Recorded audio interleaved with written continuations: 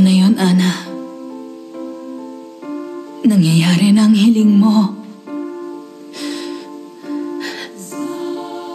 Huwag ka nang magsalita. Malala ang tama mo.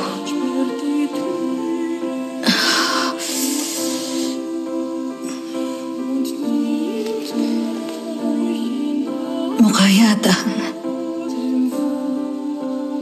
mamamatay ako. Oo.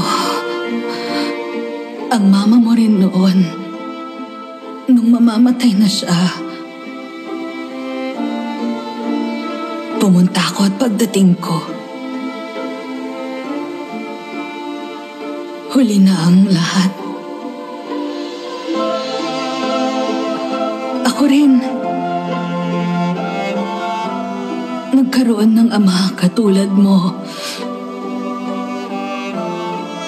Pero, kakaiba talaga mga tatay. Alam mo yun?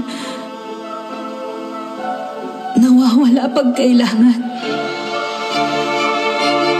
At nagpapakita kapag hindi.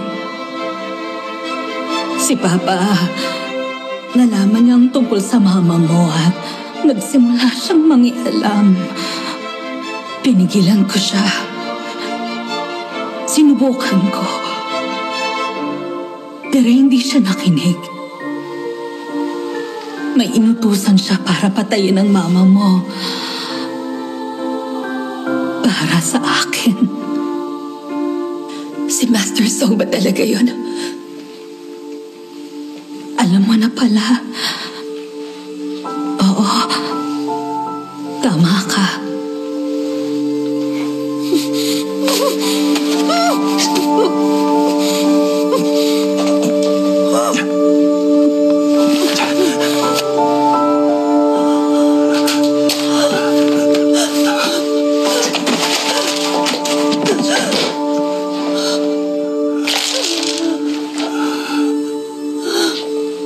Pasensya na.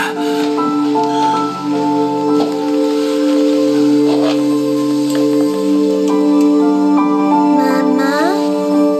Mama?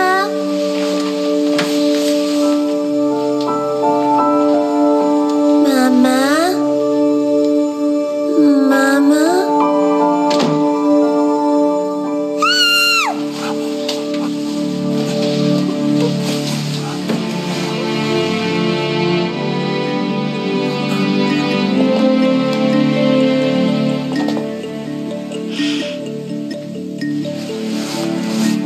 Pumunta ako ron.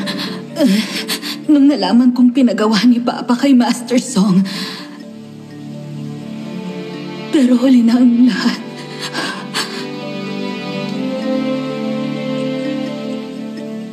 Alam ko rin na nandun si Master Song. Sa likod ng pinto habang hawak at tinatakpan ng bibig mo. Ganun pa man, hindi ko kayo magawang tignan. Hindi ko magawang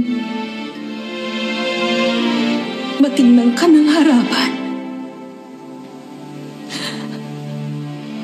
Umiwas ako at umalis na doon. Tapos, ang mama mo, nakiusap siya na iligtas ko siya.